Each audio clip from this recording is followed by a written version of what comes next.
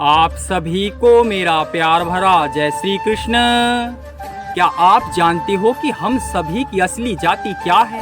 तो चलिए जानते हैं। तो भगवान श्री कृष्ण भगवत गीता जी के 4 अध्याय के 13वें श्लोक में कहते हैं कि चातुर्वर्ण्य मया सृष्टम गुण कर्म विभागस।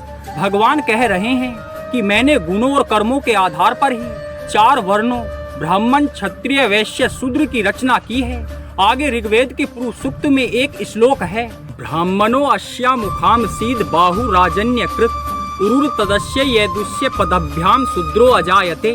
इसका अर्थ है कि भगवान का मुख ब्राह्मण है जो ज्ञान, तप, क्षमा आदि के प्रतीक होते हैं। क्षत्रिय भगवान की भुजाएं हैं जो शौर्य, तेज, धैर्य, युद्ध और दान जैसे गुणों से युक्त होते हैं।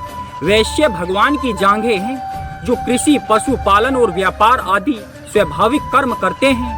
और शूद्र भगवान के पैर हैं जो दूसरों की सेवा करने वाले स्वाभाविक कर्म करते हैं। यानी हम चारों वर्ण ब्राह्मण, क्षत्रिय, वैश्य, शूद्र सभी एक परमात्मा की ही संतान है। इसलिए भाई शूद्र कोई जाति नहीं है। शूद्र का मतलब होता है छोटा, यानी जिसकी सोच छोटी होती है। जैसे एक मासूम बच्चा जो हर कोई मनुष्य बचपन में होता है, चाहे वो किसी परिवार में पैदा हुआ हो, उसे घर के सदस्य चाहे कोई काम बोल दे, वो बेचारा फट से वो ही काम करता है।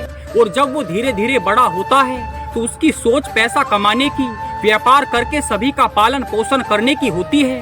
उसी ही सोच को हम कहते हैं वैश्य।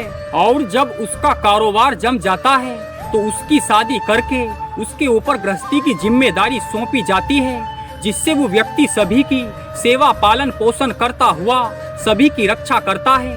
तब उसकी सोच को कहते हैं क्षत्रिय। आजकल जो हमारे देश के जवान हैं वो सभी क्षत्रिय हैं जो हम सभी देशवासियों की रक्षा करते हैं। और जब ये सारी जिम्मेदारी निभाते हुए उसके अंदर भक्ति के गुण आते हैं, वो खुद को जानने का प्रयास करता है कि मैं कौन हूँ, मैं कहाँ से आया हूँ और कहाँ मुझे जाना है। ये समझने के लिए किसी अच्छे गुरु से गुरु दीक्षा और ज्ञान की प्राप्ति करता है, भगवान की भक्ति करता है, तो वो ब्राह्मण हो जाता है। तो इस वीडियो के बाद भी अगर लोग अपनी सोच को ना बदल सके तो वो मनुष्य नहीं, मूर्ख है।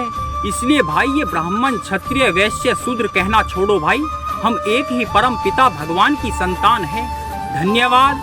हरि बोल।